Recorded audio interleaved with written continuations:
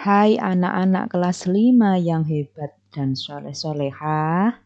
Jumpa lagi dengan Bu Nurul dalam tema 5, subtema 3, pembelajaran 5. Assalamualaikum warahmatullahi wabarakatuh.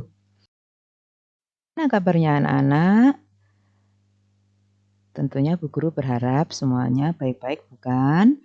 Baiklah, hari ini kita akan belajar tentang pokok pikiran dan informasi penting dari teks non-fiksi.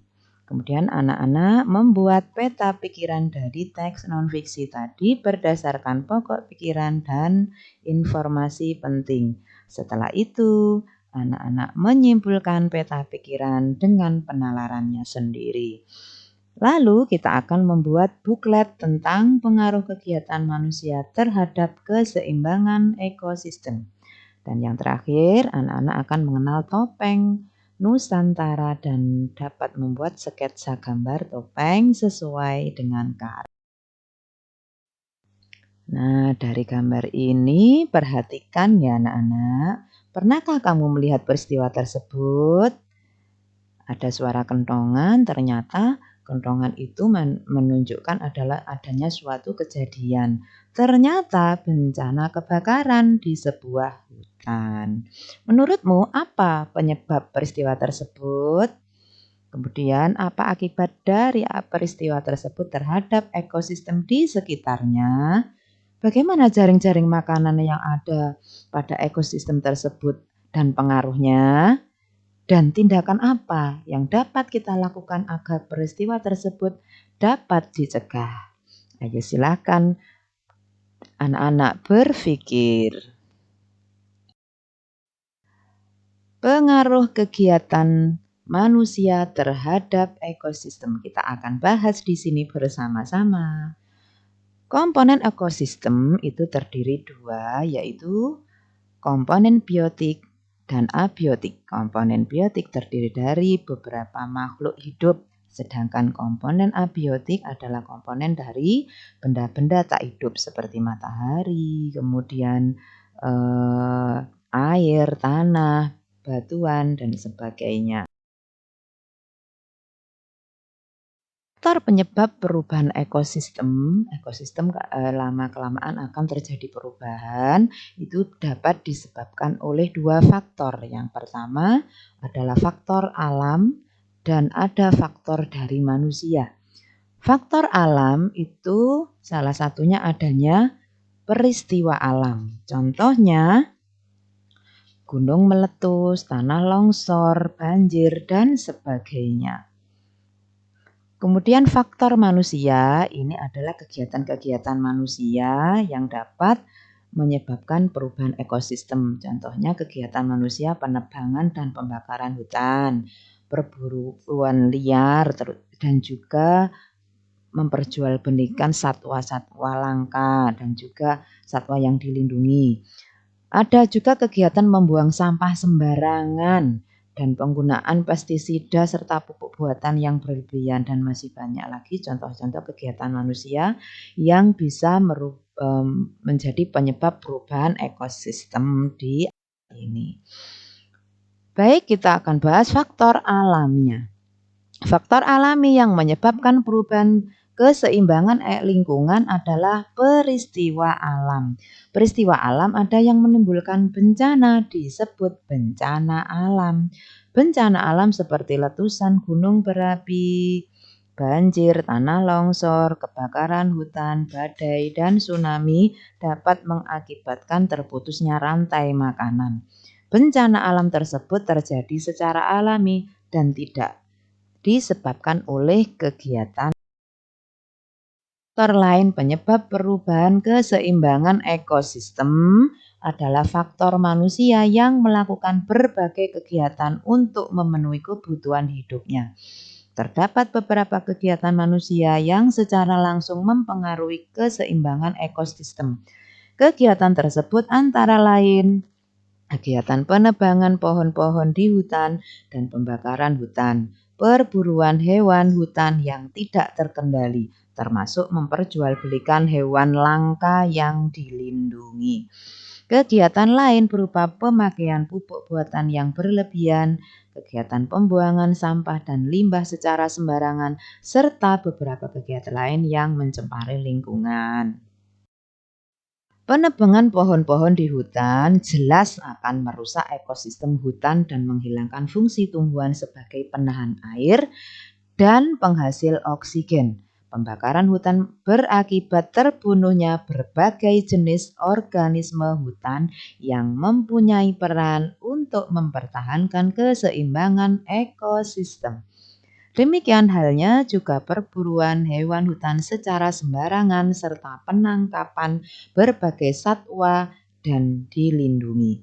Tindakan-tindakan ini berakibat pada terganggunya rantai makanan dan jaring-jaring makanan, serta punahnya beberapa jenis satwa. Kegiatan pertanian intensif yang menginginkan hasil panen yang dalam jumlah besar dan pada waktu yang singkat menyebabkan terjadinya pemakaian pupuk buatan secara berlebihan. Pada saat yang sama, pengendalian hama pun dilakukan dengan menggunakan zat-zat kimia berbahaya. Kedua kegiatan ini akan merusak tanah, tempat sumber makanan, dan tempat tinggal berbagai jenis organisme. Penggunaan insektisida buatan juga akan membunuh hewan-hewan selain hama yang mempengaruhi keseimbangan ekosistem.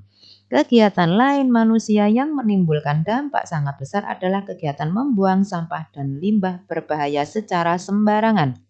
Kegiatan ini juga menimbulkan pencemaran lingkungan yang berakibat fatal bagi komponen-komponen ekosistem yang tinggal di dalamnya.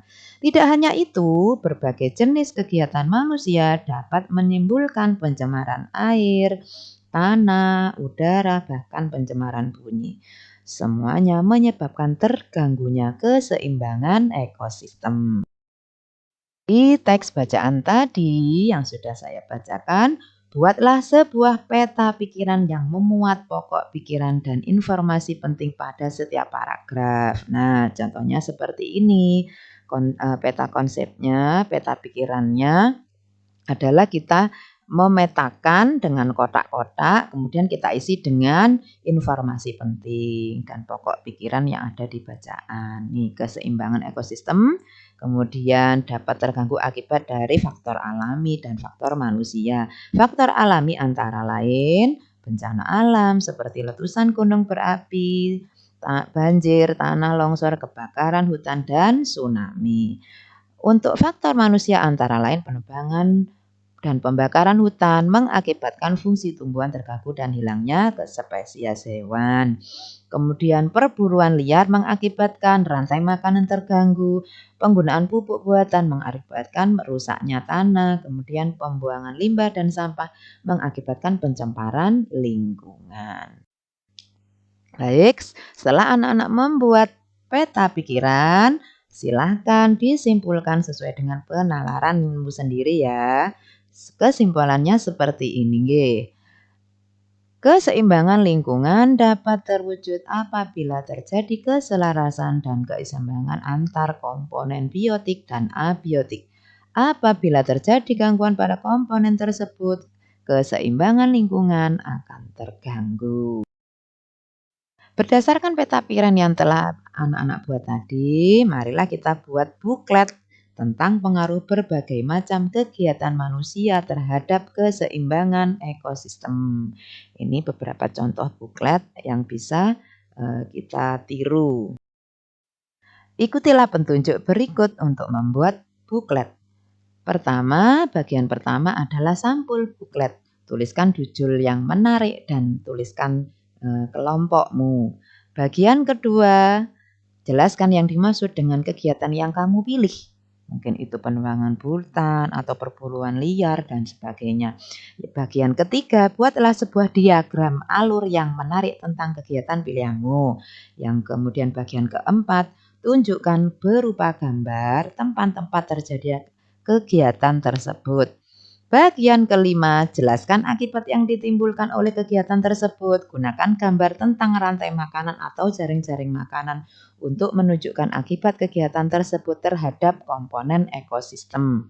Bagian keenam, tuliskan sumber-sumber informasi yang kamu gunakan. Contohnya mungkin dari Google atau mungkin dari internet, dari YouTube dan sebagainya. Yang terakhir, rapikan dan buatlah bukletmu semenarik mungkin. Ayo lakukan dengan semangat. Dayu bangga sekali dengan buklet yang telah ia buat bersama teman-temannya. Ia menghiasi sampul bukletnya dengan berbagai macam khas ornamen Bali, tempat ia berasal. Ornamen Bali sering digunakan pada berbagai benda seni. Salah satu benda seni yang menggunakan ornamen Bali adalah topeng. Tahukah kamu bagaimana cara membuat topeng serta alat dan bahan yang digunakan? Keunikan topeng Nusantara. Topeng merupakan penutup wajah yang biasanya terbuat dari kayu, kertas, ataupun bahan-bahan lainnya. Di wilayah Nusantara, topeng memegang peranan yang penting tidak semata-mata sebagai penutup wajah, namun menyimpan simbol-simbol penting dalam upacara-upacara adat. Setiap wilayah Nusantara memiliki topeng dengan keunikan masing-masing. Misalnya saja topeng Cirebon. Pementasan dari topeng Cirebon terdapat salah satu dari tari topeng yang mengisahkan cerita Panji dalam 5 siklus karakter yang masing-masing diwakilkan oleh topeng-topeng yang berbeda sesuai dengan karakternya. Ada topeng Panji yang mewakili tahap kelahiran, Samba yang mewakili tahap kanak-kanak, Rumyang yang mewakili tahap dewasa, Tumenggung atau Patih yang mewakili tahap kedudukan dalam masyarakat, serta Rahwana dan Kelana yang mewakili nafsu yang mengganggu umat manusia. Seperti pada gambar ini. Tahukah kamu alat dan bahan apa sajakah yang diperlukan dalam proses pembuatan topeng Nusantara? Tentu saja bahan utama untuk membuat topeng Nusantara adalah kayu. Kayu yang dipakai pun beragam seperti kayu mahoni, rambutan, waru, sengon, randu, kembang, pete, dan avokat. Lalu apalagi yang dibutuhkan dalam proses pembuatan topeng Nusantara?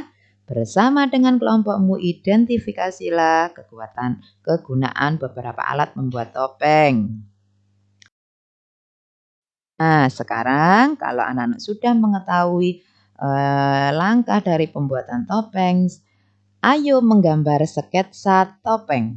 Buatlah sebuah sketsa topeng sesuai imajinasimu dalam selembar kertas. Berilah warna sesuai keinginanmu, sesuai dengan karakter dari topeng juga. Buat dengan rapi dan indah ya. Ayo bersemangat belajar membuat topeng. Selamat belajar ya, tetap semangat, sampai jumpa. Terima kasih. Assalamualaikum warahmatullahi wabarakatuh.